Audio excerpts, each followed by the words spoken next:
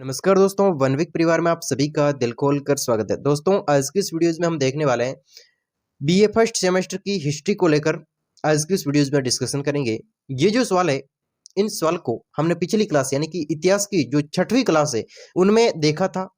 यानी कि वैदिक राजनीति दशा की विवेचना कीजिए। वैदिक काल में राजनीति दशा की क्या स्थिति थी, इसके बारे में हमने अच्छी तरीके से डिस्कशन किया था। फिर भी कुछ विद्यार्थियों के कमेंट आ रहे हैं कि इसको जो आपने हाईलाइट किया है वो लिखना है। दोस्तों, इसमें लिखना क्या है वही साफ दिखाई दे रहा है कि वैदिक काल के समय राजा को क्या बोलते थे, कौन राजा था, राजा के मध्य कौन सा आपसी संघर्ष था, वैदिक काल का कितना क्षेत्रफल था, तो यही तो लिखना है। राजनीति दशा के अंदर यही तो लिखना है। जैसे कि राजनीति वैदिक काल में राजनीति दशा, जैसे कि किसी भी न्यायालय में न्याय होता है तो वो एक प्रकार की राजनीति होती है, ठीक है ना। तो आप यहाँ पर ये लिख सकते हैं कि वैदिक काल में न्याय किस प्रकार से होता था और न्याय किस आधार पर होता था, न्याय कौन करता था, तो यही तो लिखना है। इसमें दोस्तों कोई बड़ी बात समझने वाली बात नहीं है, बिल्कुल पढ़ते ही समझ में आ जाता है कि दोस्तों ये इसमें लिखना है, बस ये इतनी ध्यान रखने वाली बात होती है। इसमें याद रखने वाली बात नहीं होती, इसमें ध्यान रखने वाली बात होती है। यानी कि हमें इसमें क्या लिखना है, देखिए मैं आपको बताता हूँ कि आपको ये लिखना है, ठीक है ना। वैदिक कालीन राजनीति दशा की विवेचना कीजिए। वैदिक कालीन राजनीति दशा, राजनीति दशा यानी कि राजनीति की दशा कैसी थी। जो राजा था वो राजनीति तो करता है ना, राजनीति के आधार पर तो वो अपना शासन चलाता है।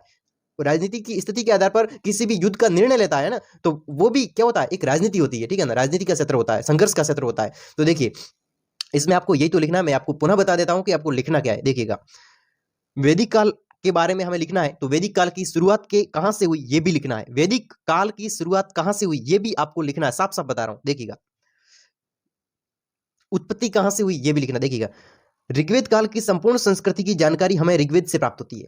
सवाल क्या पूछा गया, ऋग्वेद कालीन राजनीति दशा।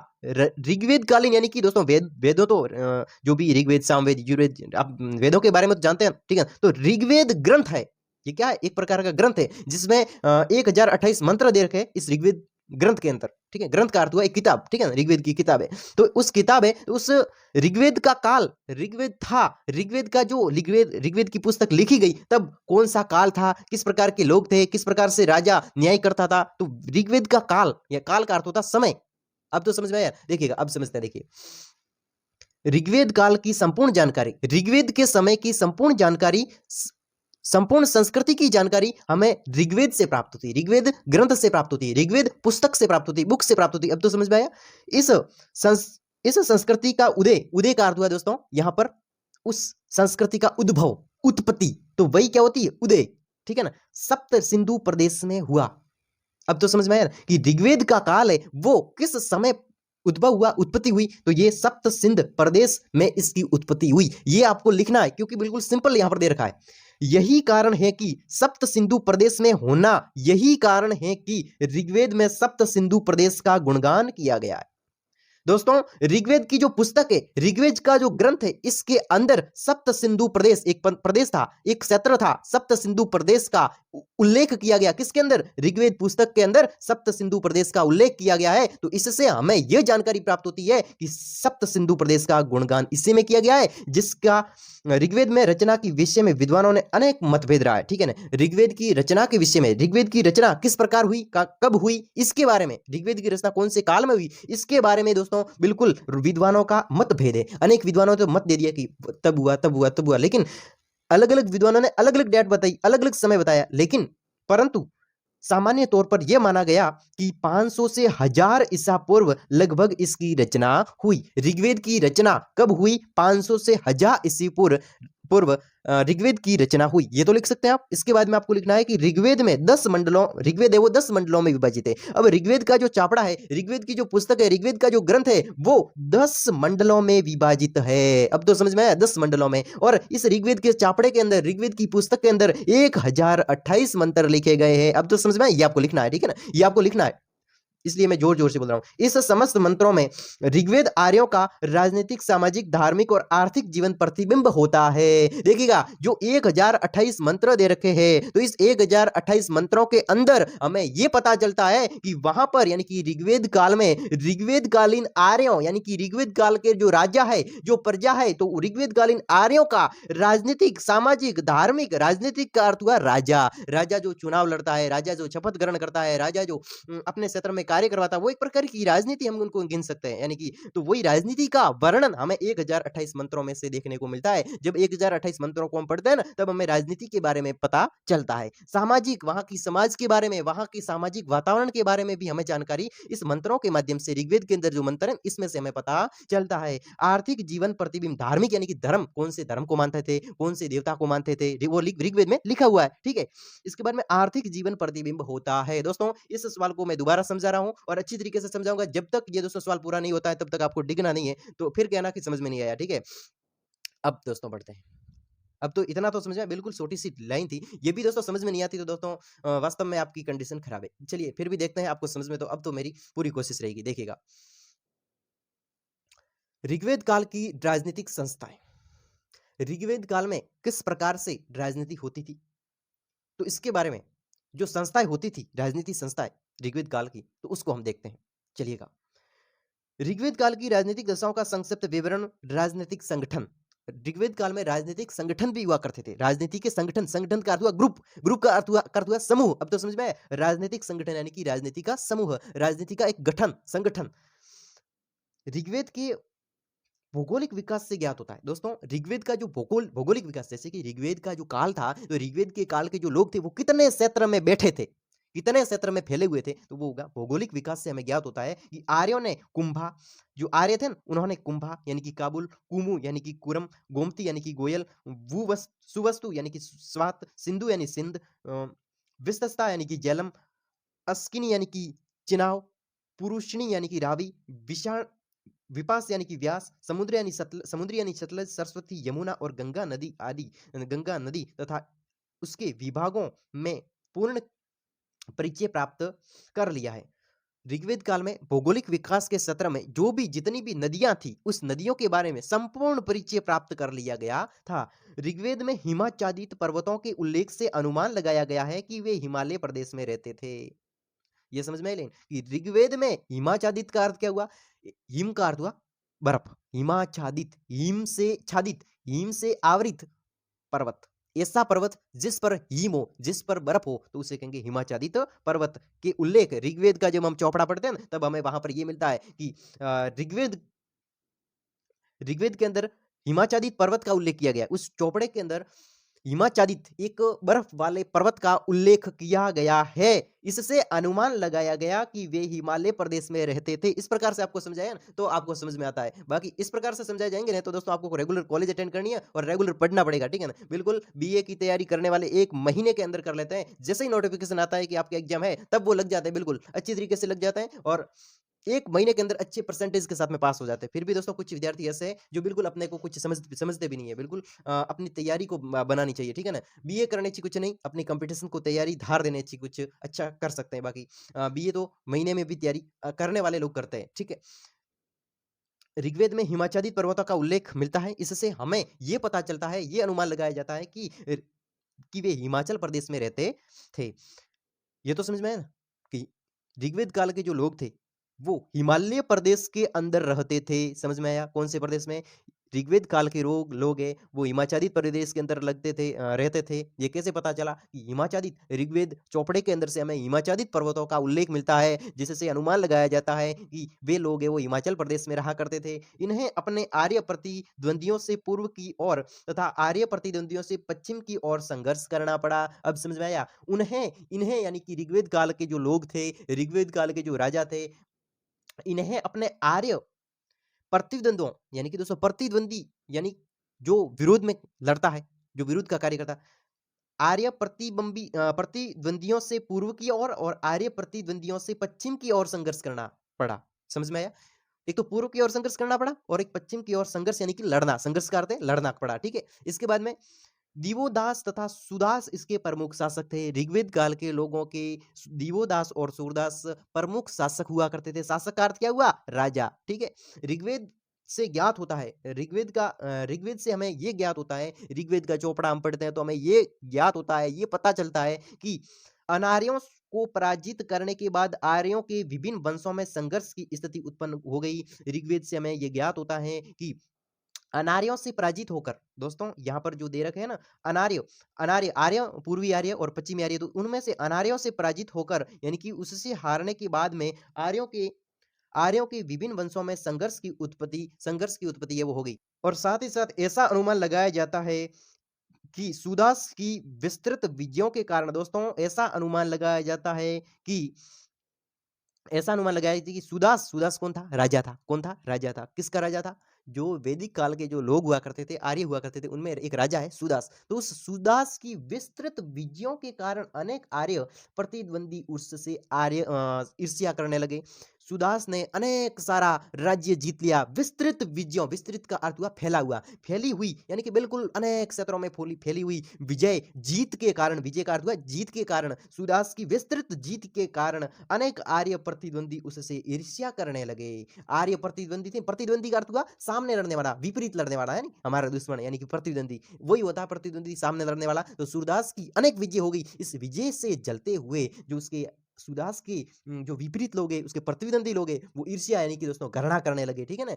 इस प्रकार से ऐसा उल्लेख मिलता है ऋग्वेद के चौपड़े में हमें ऐसा उल्लेख मिलता है कि विश्वामित्र के षड्यंत्र के आधार पर पुरु नामक राजा ने सुदास के विरुद्ध इस राजाओं का नेतृत्व किया। विश्वामित्र के षड्यंत्र के आधार पर, दोस्तों विश्वामित्र एक कौन था? एक विश्वामित्र दोस्तों एक ऋषि था, ठीक है ना। विश्वामित्र बिल्कुल राजा के क्षेत्र में पहले पहले तो कार्य करता था, बाद में ऋषि था। लेकिन विश्वामित्र का षड्यंत्र का अर्थ हुआ एक दोस्तों बिल्कुल राजनीति की जो रचना होती है ना, राजनीति के क्षेत्र में जो षड्यंत्र रचा जाता है, किसी के विपरीत किसी को फंसाने के लिए जो एक षड्यंत्र रचा जाता है, यानी कि विश्वामित्र के षड्यंत्र के आधार पर पुरु नामक राजा ने सुदास के विरुद्ध 10 राजाओं का नेतृत्व किया।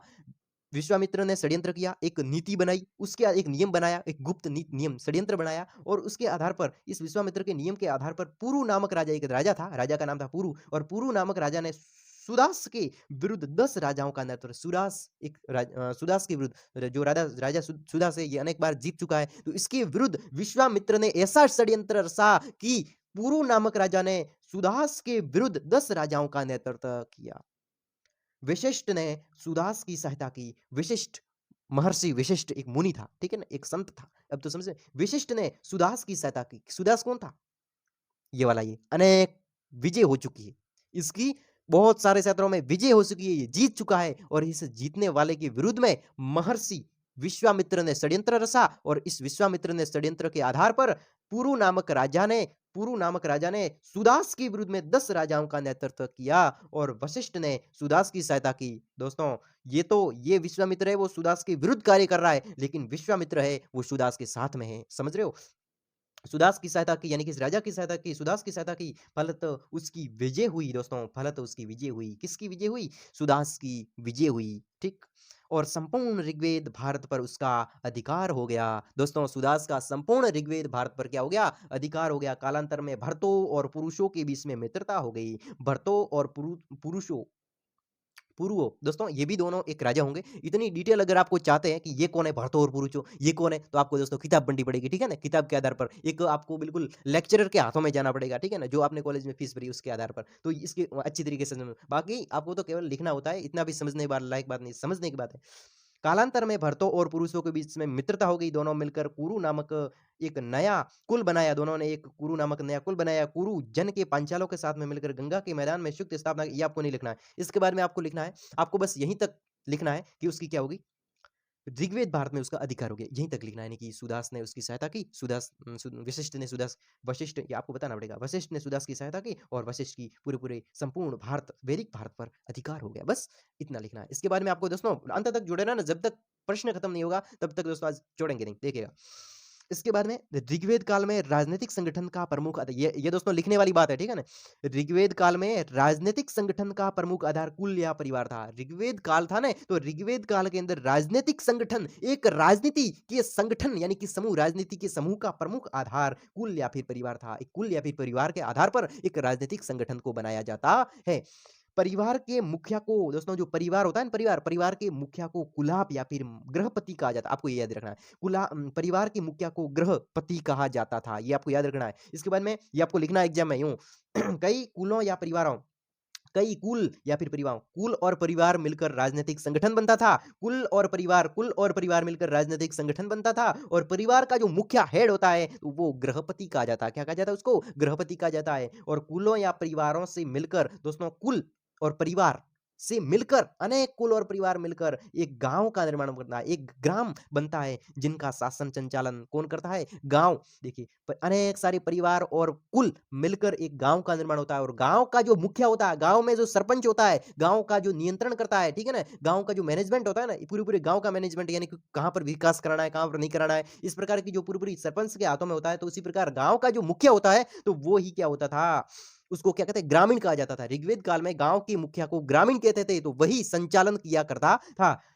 ग्रामीण नामक अधिकारी के हाथों में होता था। ग्रामीण नामक अधिकारी के हाथ में वो गांव का विकास करना, गांव की सुरक्षा करना, तो वो उसके हाथ में हुआ करता था। इसके बाद में ऋग्वेद से ज्ञात होता है, ऋग्वेद से ये ज्ञात होता है कि ग्रामीण होता है ना, गांव का मुखिया ग्रामीण होता है ना, ग्रामीण नाम होता है उसका, ग्रामीण, ठीक है ना। ग्रामीण की जो नियुक्ति, नियुक्ति का अर्थ क्या हुआ? किसी किसी भी का चयन करना। जैसे कि अनेक सारे व्यक्ति है, उन अनेक सारे व्यक्तियों में से किसी को लेना, किसी को मुखिया बनाना, किसी को ग्रामीण बनाना कि तू करेगा इस गांव का नेतृत्व, तो उसको कहेंगे उस ग्रामीण की नियुक्ति, या फिर हम कहेंगे निर्वाचन पद्धति के आधार पर ग्रामीण की नियुक्ति। निर्वाचन का अर्थ हुआ दोस्तों वोटिंग पद्धति के आधार पर, वंशानुगत नियम के आधार पर राजा के द्वारा की जाती थी। ग्रामीण की नियुक्ति कौन करता था? राजा कहेगा कि मेरे वंश के परिवार को गांव का मुखिया बनाओ, या फिर किसी अन्य व्यक्ति को अगर राजा कहता कि इसको गांव का मुखिया बनाओ तो उसको बनाया जाता था। तो ये भी आपको लिखना है कि गांव के मुखिया, ग्रामीण का निर्वाचन राजा की मर्जी के आधार पर होता था, ऐसा लिखना है, ठीक है ना। जरूरी नहीं है कि जो सीरीज में वही लिखो, आप अपनी मर्जी से समझ कर लिख सकते हैं। ये तो आपने समझ लिया कि गांव का मुखिया, ग्रामीण की नियुक्ति राजा के द्वारा की जाती थी और राजा अपनी मर्जी से करता था, इस प्रकार लिख दो। इसके बाद में शासन की प्रमुख प्रशासनिक इकाई होने के कारण, शासन ऋग्वेद काल में जो गांव होता था तो वो गांव एक शासन की प्रमुख, एक राज्य की शासन की प्रमुख, शासन की यानी कि राज्य का जो शासन होता था उसकी प्रमुख प्रशासनिक इकाई कौन था? ग्राम होने के कारण, गांव होने के कारण एक मिनट, शासन की प्रमुख प्रशासनिक इकाई होने के कारण गांव की रक्षा के लिए अनेक प्रयास किए जाते थे, ठीक है ना। गांव होता था, ऋग्वेद काल में गांव होता था, वो एक शासन का, एक राज्य का प्रमुख प्रशासनिक इकाई किसको माना जाता था? गांव को माना जाता, उसकी रक्षा उस ग्रामीण के हाथों में सौंपी जाती थी। इसके बारे में आपको ये भी लिखना है कि बस आपको यहीं तक लिखना है, इसके बाद में आप आगे बढ़ सकते हैं और अगले पॉइंट को आप लिख दीजिए, नोट कर लीजिए, बिल्कुल आपको अच्छे तरीके से नंबर मिल जाएँगे। आपको इतना सारा आप लिखने जाओगे, बिल्कुल आपने ये कुछ लिखा है राजाओं के बारे में वो लिख देना, और इसके बारे में तो अगर आप चाहें तो विश्व शब्द को लेकर आप दोस्तों पूछा जा सकता है, और ध्यान भी हो तो ठीक है, देखिएगा। अनेक गाँवों के समूह से मिलकर, जो अभी हमने बात की थी कि कुल और परिवार से, अनेक कुल और परिवार से मिलकर गाँव का निर्माण होता था। तो गाँवों का जो समूह है, जैसे कि ये गाँव है, ये गाँव है, ये गाँव है, ये गाँव है, अनेक प्रकार के गाँव मिलकर गाँवों का समूह हो गया कि इतने सारे गाँव, तो उन इतने सारे गाँव यानी कि गाँवों के समूह मिलकर विश्व का निर्माण करते थे। ये आप लिख सकते हैं। किसका निर्माण होता था? विश्व का निर्माण होता था, अनेक गाँवों से मिलकर। ये अभी तक स्पष्ट नहीं हुआ हो सका कि ऋग्वेद में विश्व शब्द का प्रयोग काबिलों को, ये आपको नहीं लिखना है, ठीक है ना? इसके बाद में लिख भी सकते हैं, लेकिन आपको इतना ज़्यादा नहीं लिखना है। इसके बाद में एक कोई विचारक आ गया और इसके बाद में ठीक है, नहीं लिखना। इसके बाद में आगे बढ़ जाना आपको। शासन प्रणाली के रूप। अब शासन प्रणाली के रूप ऋग्वेद काल में अभी तो हमने पढ़ा कि अ, ऋग्वेद काल की राजनीतिक संस्था, ऋग्वेद काल में राजनीतिक संस्था किस प्रकार की थी, इसको हमने लिखा कि राजनीतिक राजा वगैरह वो लिखा, ठीक है ना। गांव होता था, गांव का मुखिया कौन होता था, इसके बारे में राजा कौन था, राजा ने आपसी संघर्ष था, है ना, तो इसके बारे में हमने लिखा। अब लिखते हैं हम लोग शासन प्रणाली का रूप। शासन किस प्रकार से होता था, शासन में राजा को क्या कहा जाता था, राजा के क्या कार्य होते थे, राजा के लिए जो मंत्री होता है, जो सेनापति होता है, जो राजा सभा करता है, तो उसको ऋग्वेद काल में किस नाम से जानते थे, तो अब आपको उसके बारे में लिखना है। समझ गए? चलते हैं शासन प्रणाली का रूप। आगे आपको लिखना है, सीधे सीधे राजा की ओर बढ़ते जाना है। शासन प्रणाली का रूप, शासन कौन करता था? राजा करता था। शासन का अर्थ हुआ दोस्तों किसी पर राज करना, ठीक है ना, राजा, तो वो होता शासन प्रणाली। राज करने की जो प्रणाली होती है ना, इस शब्द को समझ लो, राज करने की इस प्रणाली का रूप, प्रणाली का अर्थ होता है दोस्तों एक नियम, किस प्रकार से होता था, ठीक है ना, एक प्रणाली होती है, एक प्रक्रिया होती है, तो वही होती है शासन प्रणाली, राज करने की प्रणाली, है ना।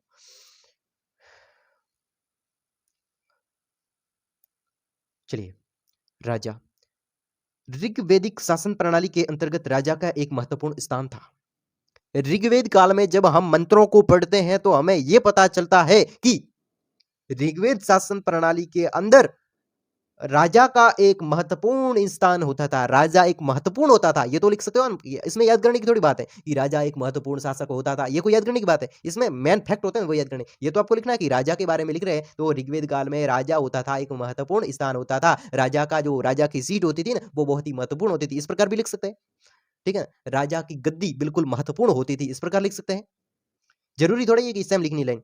इसके बाद में राजा के संबंध में देवीय उत्पत्ति के सिद्धांत को स्वीकार किया गया था। राजा के संबंध में जो राजा होता था, तो राजा के संबंध में, मैं कहूं आपके संबंध में, आपका भाई, क्या लगता है आपका, आपका भाई है, ठीक है ना। तो राजा का जो संबंध है, राजा का जो रिलेशन है, राजा के रिलेशन में या फिर राजा के संबंध में देवीय उत्पत्ति के सिद्धांत को स्वीकार किया गया है। स्वीकार किया गया था राजा के संबंध में देवीय उत्पत्ति।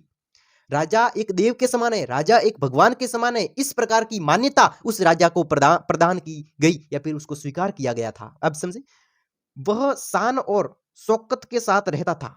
राजा होता था ना, राजा ऋग्वेद काल में, वो शान के साथ बिल्कुल इस प्रकार से ठाट बाट के साथ, शौकत के साथ अपने शौक पूरा करता था और उसके साथ में जिया करता था, रहता था, जैसा चाहे वैसा करता था, जहां पर जाए ठीक है, और जो चाहे वो कर सकता था अपने शासन के अंदर, अपने राज्य के अंदर, बाहर नहीं, ठीक है ना। उससे अपेक्षा की जाती थी, राजा से ये अपेक्षा की जाती थी, ये उससे आशा रखी जाती थी कि वो राजा है वह मित्र के समान दयालु, वो राजा है ना, प्रजा राजा को भगवान मानती थी, भगवान स्वीकार करती थी, और शान और शौकत के साथ में राजा रहता था। इस प्रकार मान सम्मान के साथ में राजा अपने राज्य के अंदर राज्य करता था। उससे यानी कि राजा से लोग जो राज्य के अंदर लोग रहते हैं, जनता रहती है, तो जनता है वो राजा से, उससे अपेक्षा करती थी, ऐसी आशा करती थी कि वो राजा हमारे लिए मित्र के समान दयालु, वरुण, और वरुण के समान दयालु, वरुण के समान नीतिवान, और इंद्र के समान शक्तिशाली हो। राजा तो ये प्रजा प्रजा तो ये चाहती है कि हमारा राजा बिल्कुल एक इंद्र के समान शक्तिशाली हो, हमारे लिए मित्र का भाव रखे, दया का भाव रखे और अच्छा निर्णय करे। आप इस प्रकार लिखें। और यो तो राजा का प्रमुख कर्तव्य शासन करना था। दोस्तों ऐसे तो देखें, यो तो मतलब ऐसे तो देखें, ऐसे तो हम कहें, ऐसे तो कहें, राजा का प्रमुख कर्तव्य शासन करना था। शासन संचालन, ये जरूरी नहीं कि ऐसे हम लिखो, ऐसे तो कहा जाता है, ऐसे तो हम माना जाता है कि राजा का कार्य शासन करना होता था, इस प्रकार आप लिखना, जरूरी नहीं ऐसा लिखो।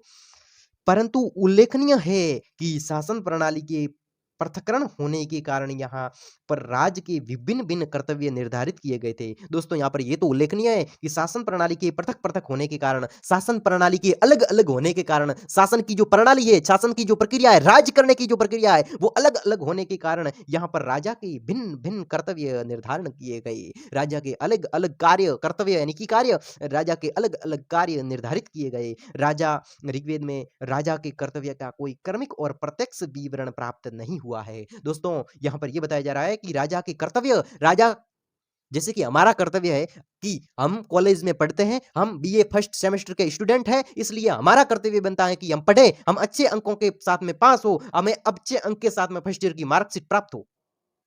ठीक है कि नहीं, ये हमारा कर्तव्य है, ये हमारा कार्य है, ठीक है ना। हमारे घर वालों के प्रति हमारी ये रेस्पॉन्स रहती होगी कि वास्तव में हमारा बच्चा पढ़ता है, कॉलेज में पढ़ता है, तो अच्छे परफॉर्मेंस के साथ में, अच्छे अंकों के साथ में हमारा कर्तव्य बनता है कि हम पढ़ें और 1 वीक स्टडी पॉइंट के माध्यम से पढ़ें, ताकि अच्छे तरीके से अच्छे नंबर प्राप्त हो, अच्छे परसेंटेज प्राप्त कर सके, फेल ना हो जाए कहीं। तो ठीक है ना, कि हो सकता है कि विद्यार्थियों के बैक आते बेचारे दोबारा देते हैं, और 2 से छोड़कर 3 सब्जेक्ट में आ जाती बैक, तो सीधे सीधे फेल हो जाते हैं, दोबारा करनी पड़ती है। 2 सब्जेक्ट में बैक आती है तो ठीक है, 3 सब्जेक्ट में जैसे ही बैक आती है तो वो सीधा फेल हो जाएगा। तो इस प्रकार का सिस्टम है, तो अच्छी तरीके से पढ़ना है, और ये हमारा कर्तव्य बनता है कि हम पढ़ें।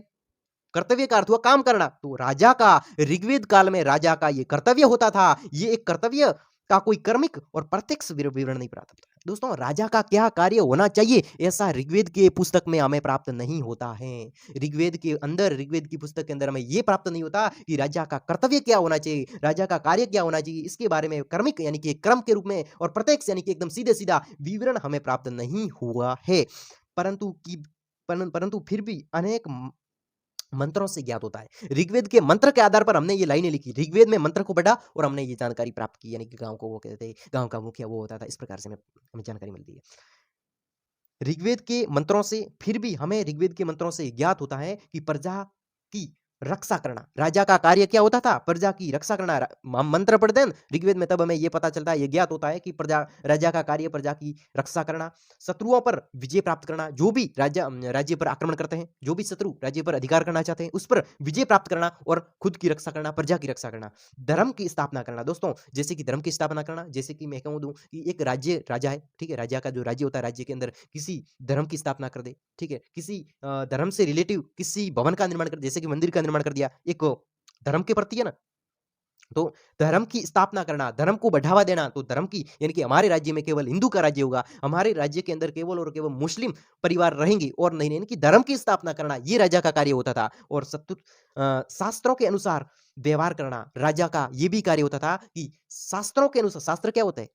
जैसे कि ग्रंथ है, ठीक है ना, ग्रंथ के अंदर जो कुछ भी लिखा गया है तो वो एक शास्त्र है। ग्रंथ को हम क्या कह सकते हैं? शास्त्र कह सकते हैं। जो एक धर्म से रिलेटिव होता है और उसके अंदर अच्छी बातें लिखी होती है तो वो एक शास्त्र होता है, ठीक है, एक नियम होता है। तो उस शास्त्रों के आधार पर राजा को व्यवहार करना चाहिए और निष्पक्ष न्याय करना और दंड की व्यवस्था करना। निष्पक्ष न्याय का अर्थ हुआ दोस्तों, यहाँ पर बिल्कुल किसी के पक्ष में नहीं, जैसे कि दो पक्ष है, इसके अंदर न्याय करना, दोनों पक्षों के अंदर न्याय करना। तो ये पक्ष है, ये गलत है, ये पक्ष है, वो सही है, ये तो अंगूठा तो बिल्कुल सही है लेकिन ये अंगुली गलत है। तो इन दोनों के बीच में अगर न्याय करना है तो बिल्कुल निष्पक्ष होकर, न तो इसका पक्ष लेना है और न इसका पक्ष लेना है, बिल्कुल निष्पक्ष होकर न्याय करना है। तो वो हो गया निष्पक्ष न्याय करना, एक राजा का कर्तव्य होता था। और निष्पक्ष न्याय करना और दंड की व्यवस्था करना। और दंड क्या देना है? उसको फांसी देनी है या फिर जेल की सजा देनी, उसकी व्यवस्था तो करनी पड़ेगी, वो व्यवस्था करना राजा का कार्य होता था। और प्रजा की भौतिक एवं आध्यात्मिक उन्नति के लिए प्रयास करना। प्रजा की भौतिक यानी कि प्रजा की भौतिक वस्तु, जैसे कि प्रजा का जो घर है, जो लोगों का जो घर है, लोगों के अंदर जो पानी पीने की व्यवस्था है, पानी लोग कहाँ पर रखते हैं, जैसे कि लोग अपने पशुओं के लिए किस प्रकार से, पशुओं के लिए हम कहें कि पशुओं के लिए चारे की व्यवस्था है, पशुओं के लिए रहने की व्यवस्था है, एक वो भौतिक व्यवस्था होती है, प्रजा की भौतिक आवश्यकता होती है। तो प्रजा की भौतिक एवं आध्यात्मिक, अपने प्रजा की आध्यात्मिक आवश्यकता होती है, उन्नति, आध्यात्मिक उन्नति, अपने खुद की उन्नति के लिए प्रयास करना चाहिए। ये एक राजा का कार्य होता था। उनके प्रमुख प्रशासक लक्ष्य थे, प्रशासनिक लक्ष्य थे। राजा का प्रशासनिक यानी कि राजा के प्रशासनिक लक्ष्य करते थे, प्रशासन को चलाना, ठीक है, प्रशासनिक लक्ष्य। राजा का पद सामान्यतः वंशानुगत था। राजा का पद था ना, जैसे कि एक राजा अभी राज कर रहा है, ठीक है, ऋग्वेद काल में, तो राजा का पुत्र राजा बनेगा, यानी कि एक वंशानुगत पद्धति के आधार पर वो शासन किया करता था। राजा के पुत्र शासन करेगा, नहीं वंशानुगत, एक पीढ़ी से दूसरी पीढ़ी राज करेगा, ये सिस्टम था। अपने राज्याभिषेक के समय जनता के समक्ष ये शपथ लेनी पड़ती थी दोस्तों। राजा जब शासन अपनी गद्दी पर बैठता था, ठीक है, तो वो एक शपथ ग्रहण करता था कि मैं जनता की सेवा करूंगा, इस प्रकार से शपथ। जैसे कि अभी हमारे भजनलाल जी मुख्यमंत्री ने जो शपथ ग्रहण ग्रहण की, ठीक है ना, शपथ जिस प्रकार से ग्रहण की, मैं राजस्थान में ये कराऊंगा और सभी एक निष्ठा से कार्य करवाऊंगा, तो वो एक शपथ लेते हैं ना, तो वही शपथ राजा लिया करता था। और वो शपथ भी दे रखी है कि ईश्वर करे, राजा शपथ क्या लेता था, ये शपथ लिखी गई यहाँ पर, ये यहाँ पर शपथ लिखी गई कि ईश्वर करे कि मेरी प्रजा मेरे लिए प्रार्थना करे, ईश्वर करे कि मेरी प्रजा मेरे लिए ये प्रार्थना करे, मेरे हाथों से राज्य किसी दूसरों के हाथ में न जाए। राजा ये कहता है शपथ लेते हुए कि मेरा राज्य मेरे रहते हुए किसी दूसरे के हाथों में न जाए, और यदि मैं प्रजा हित के विरुद्ध कार्य करूं तो मेरा जीवन नष्ट हो जाए। अगर मैं राजा बनता हूं और मैं राजा के विरुद्ध, मैं प्रजा का राजा बनता हूं और मैं प्रजा के हित में गलत कर दूं, प्रजा के विरुद्ध में कार्य कर दूं, तो मेरा जीवन नष्ट हो जाए, मेरे बच्चों को मार दिया जाए। इस प्रकार की राजा शपथ ग्रहण करता था। तो ये दोस्तों राज्य की शपथ ग्रहण करना, यानी कि राजा सिस्टम को हमने लिखा है, ये एक राजा की पद्धति हुआ करती थी, ठीक है। इसके बाद में मंत्रीगण, राजा के जो मंत्री होते हैं ना, राजा को भ्रमण देने वाले, राजा को निर्देश देने वाले, राजा की सहायता करने वाले, तो वो होते हैं मंत्रीगण। राजा की सहायता के लिए मंत्री हुआ करते थे। किसको बनाया जाता था, इसको लिखते हैं।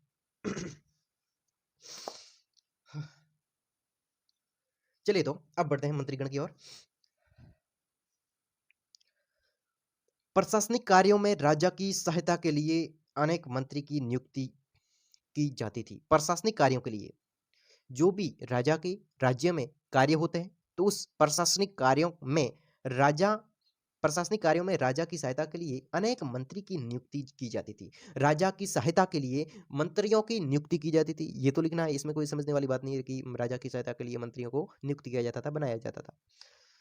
ऋग्वेद में, ऋग्वेद का जो चौपड़ा है, तो उस ऋग्वेद के चौपड़े में जब हम इस ऋग्वेद के मंत्रों को पढ़ते हैं तो हमें यह पता चलता है कि ऋग्वेद में पुरोहित और पुरुषा पुरोधा शब्द संभवत मंत्रियों के लिए प्रयुक्त किया गया है। ऋग्वेद में पुरोहित और पुरोसा शब्द का प्रयोग किया गया है हुआ हमें मिलता है। तो पुरोहित और पुरोसा शब्द का जो उपयोग है वो मंत्रियों के लिए किया गया है। ये हम मानते हैं, ठीक है ना? कोई कहता नहीं है ऋग्वेद में लिखा हुआ है और हम मानते हैं कि ये इसके लिए होगा। पुरोहित राजा के मंत्रियों में सर्वोच्च हुआ करता था। मंत्री कौन था? मंत्री था पुरोहित। मंत्री राजा की सहायता के लिए पुरोहित को बनाया जाता था। पुरोहित मंत्रियों में सर्वोच्च हुआ करता था। सर्वोच्च कार हुआ पुरोहित है वो राजा का मंत्री हुआ करता था, वही सबसे ऊंचा हुआ करता था। वह राजा का पथ प्रदर्शक, राजा का पथ प्रदर्शक यानी कि राजा की सहायता करता था। राजा को ये कहता था कि आपको वहां पर जाना चाहिए, आपको वहां ये करना चाहिए, अब प्रजा के लिए ये करना चाहिए, इस ये करने के लिए आपको ये लाना पड़ेगा, ये लाना पड़ेगा। यानी कि पथ प्रदर्शक, पथकार हुआ रास्ता, यानी कि रास्ता बनाता था, दिखाता था कि यहाँ पर चले जाओ। सलाहकार दोस्तों, किसी भी ऐसी कंडीशन, किसी भी आपातकालीन समस्या पर राजा के सामने जो सलाहकार हुआ करता था, एक सलाह देता था कि आप ऐसे कर दो, तो ठीक है ना। सलाहकार और मित्र हुआ करता था, तो वो कौन था? मंत्रीगण हुआ करते थे। इस प्रकार से और अनेक विद्वानों के जैसे विश्वामित्र है, वशिष्ठ है, देवापी है, पुरोहितों का उल्लेख हमें मिलता है। इसके बारे में दोस्तों आगे बढ़ते हैं। सभा, ये ज्यादा लिखने की जरूरत नहीं, बिल्कुल आप इतना सा लिख दो। और वैसे तो हमारे इस मारवाड़ की धरती का ये प्रमाण है कि एक पहली लाइन लिखने के बाद में तो सारा का सारा लिखना खुद के हाथों में आ जाता है, ठीक है ना। अनेक सारे पॉइंट लिखा करते हैं लोग। चलिएगा, देखिए वो वैसे एक आपने देखा ही होगा कि अभी भी ट्रेंडिंग में था, तो कुछ जैसे कि भजन लाल की जो नियुक्ति हुआ करती थी, ठीक है ना। भजन लाल की जो नियुक्ति हुई थी कि राजस्थान का प्रधानमंत्री कौन बनेगा, कौन बनेगा। लेकिन किसी को पता नहीं चलेगा, नहीं चलता था कि वास्तव में कौन बनेगा, वसुंधरा बनेगी या फिर कोई और बनेगा, वो बालकनाथ के कौन थे, वो भी बनेंगे। बिल्कुल ऐसी चर्चा मीडिया वाले कहते थे कि वो बनेगा, ठीक है। लेकिन किसी को पता नहीं था।